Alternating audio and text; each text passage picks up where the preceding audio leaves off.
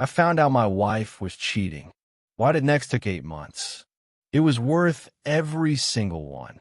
I'm 34, male, the kind of man who builds things with his hands and fixes what's broken before it becomes a problem. Construction project manager by trade. I show up early, I stay late, I don't cut corners. I brought that same approach to my marriage. 7 years, a house we bought together, a dog we argued over naming, the whole structure. I was in it completely. I thought she was too. My wife and I met in our mid-20s at a mutual friend's barbecue. She was sharp, confident, had this way of making every room feel like it had better lighting. We dated 2 years before getting married, bought our house in year 3, talked seriously about kids starting last year. I thought we were building something. I was right about that part, just wrong about what was being built. The man she was seeing, I'll call him the other man, worked in her office. Marketing firm, open floor plan, the kind of place where everyone knows everyone's coffee order and personal business. She'd mentioned him before, casually, the way you mention furniture. He's funny, she said once. Kind of the office clown. I filed it away as nothing and moved on. Looking back, the signs were standard issue. Phone flipped face down when I walked into rooms. Gym schedule that suddenly expanded from 3 days a week to 5. A new attention to how she looked before leaving the house that I'd actually complimented her on, like an idiot. She smiled and said she was just feeling good lately. I told her it showed. I'm in his love. It was something else entirely. The specific moment I stopped being a husband who noticed nothing and became a man who needed to understand what was happening. It was a Wednesday night in February. I came home from a site visit earlier than expected. Nothing dramatic. Muddy boots on the mat, jacket on the hook. I called her name. She called back from upstairs, normal. But when I walked into the kitchen to get water, her phone was on the counter, screen up, and a message preview was sitting there before the screen locked. For words, not even a full sentence. Last night was everything. I didn't touch the phone. I didn't pick it up or try to open it. I just stood there in my kitchen, still in my work clothes, reading 4 words that rearranged every room in my life. She came downstairs 2 minutes later, and the phone was exactly where she'd left it. I watched her glance at it, watched her pocket it in one smooth motion, and watched her smile at me and ask if I was hungry. Not really, I said. We ate anyway. I don't remember what. I sat across from her and watched her be a person I thought I knew and try to decide what kind of man I was going to be about this. I decided I was going to be a thorough one. I didn't confront her that night. I know that's what people expect. The immediate explosion, the thrown accusations, the tears and denials over a cold dinner. I didn't do that because I'd seen men blow up in a moment and get managed. I'd seen confrontations that happened too fast become situations where the guilty party controlled the narrative because they had time to build one and the other person didn't. I wasn't going to be managed. I needed the full picture first. So I went to bed, said good night like a normal husband, and lay in the dark next to a woman I no longer recognized, making a list in my head of everything I needed to know before I made a single move. That list kept me focused for the next 8 months. I want to be honest about the first few weeks. They were the hardest part, not because of what I was discovering, but because of what I had to maintain on the surface while discovering it. Every morning I woke up, made coffee, talked about our days like a person whose foundation hadn't just dropped out from under him. That performance cost me something I haven't fully calculated yet. But I was building something, and I needed the architecture solid before I let anything collapse. First thing I did was consult a divorce attorney. Not to file, just to understand my position. In our state, marital assets are divided equitably in a divorce, which doesn't always mean equally. The house was in both our names, but I'd made the larger contribution to the down payment. documented, traceable. My attorney, a direct, no patience for drama woman who I immediately respected, told me to gather financial documentation quietly. Bank statements, investment accounts, records of contributions to shared property. She said, "Don't move money, don't make accusations, and don't tip her off. Just document." I documented. Second thing I did was hire a private investigator. Not proudly, I want to be clear about that. It felt like an ugly decision made in an ugly situation. But I needed evidence that was gathered cleanly, legally, and by someone who knew what they were doing. In my state, adultery is not a grounds that affects asset division in divorce court, but it matters in the broader picture of understanding what I was dealing with. The PI worked for 3 weeks.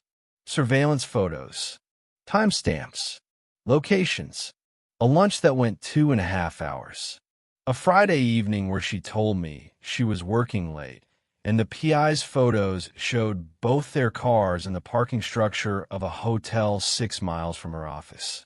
When the PI handed me the file, I took it home, sat in my truck in the driveway for 20 minutes, then went inside and made dinner. My wife, during this period, escalated in ways that I now recognize as the behavior of someone who senses something shifting without knowing exactly what. She became more attentive at home, cooked more, suggested date nights, came up behind me while I was watching TV, and put her arms around me. I let her, not out of cruelty, but because every interaction was confirming something I needed confirmed. The performance of normal she was doing at home was as calculated as mine, just aimed in a different direction. Then the entitlement arrived. Not for her at first, from him. The other man, somehow, had decided I was the problem to be solved. I found this out through a detail I hadn't expected. He emailed me through my work email, which is publicly listed on our company website. The email was 2 paragraphs, polished, measured, the tone of a man who had rehearsed it.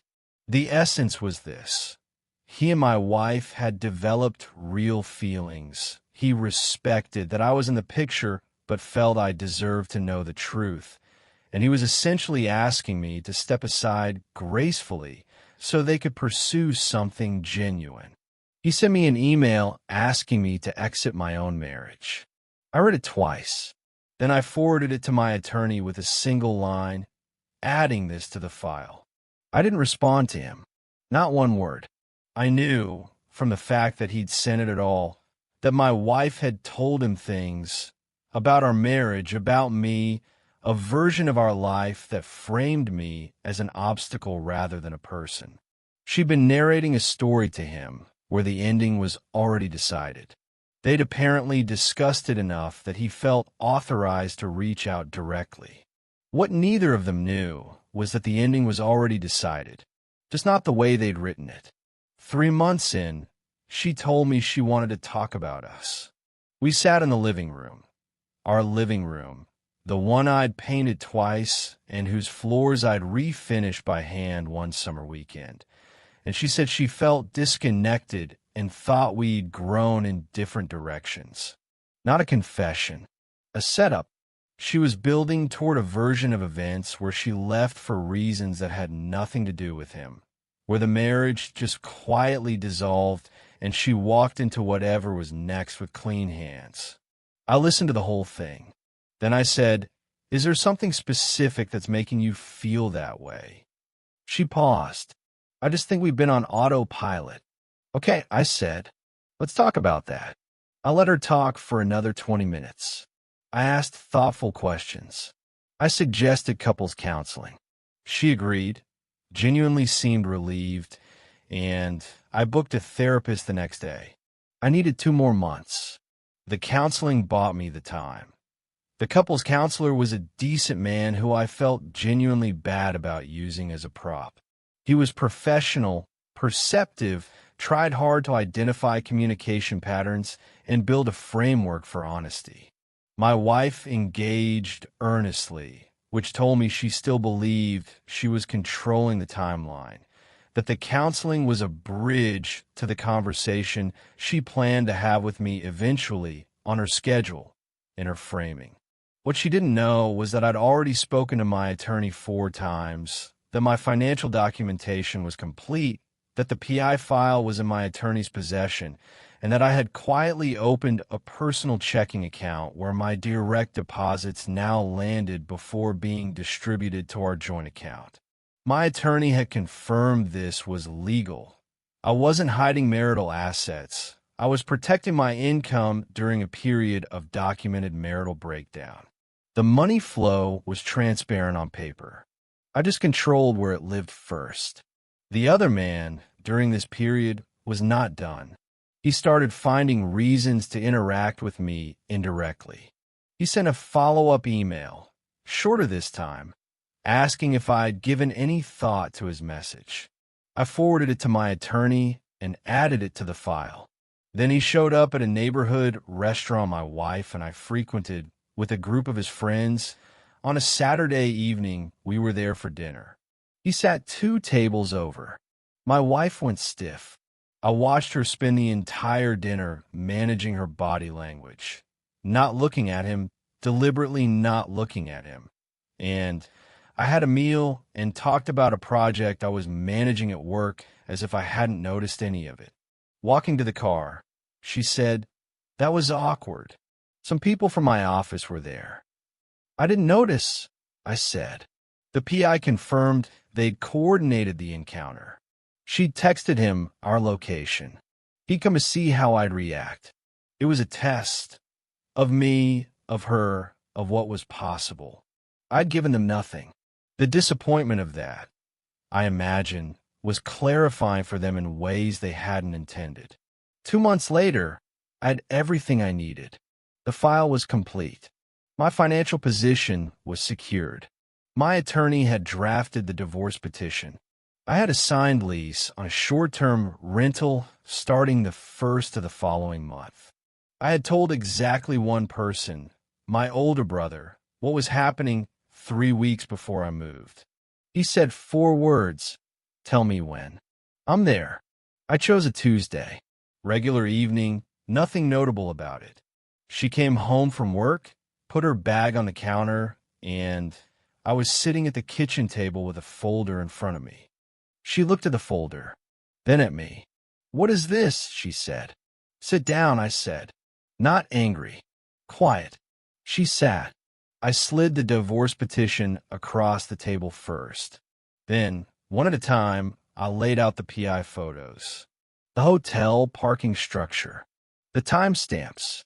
His email. Her text coordinating the restaurant. I placed each item carefully like I was presenting a project proposal, because that's how I decided to do it. No raised voice, no performance, just evidence. She went through denial in about 45 seconds. Then she looked up and said, "How long have you known?" 8 months, I said. The color left her face. I needed to understand the full situation before I made any decisions, I said. I've made them. She tried everything. I want to document this because I think it matters. The shape of what people do when they realize the ground has shifted and they didn't see it moving. First, she cried. Real tears, I think. Not strategy, just the arrival of consequences. She said she was sorry, that she'd made a terrible mistake, that she didn't want to lose our life. I let her say all of it. Then, when the tears didn't change anything, she shifted. She pointed out that the house was in both our names, and she wasn't going to just leave. She said she'd fight the divorce. She called her mother that night. I was upstairs, already in the guest room, and I could hear fragments of conversation, the construction of a version of events, the shaping of a narrative where she was a woman in a difficult marriage who'd made a human mistake. The other man, apparently informed by her that night, made his final play. He called my personal cell. I don't know how he got the number, probably through her, and told me I was making this harder than it needed to be, and that I should think about what I actually want here.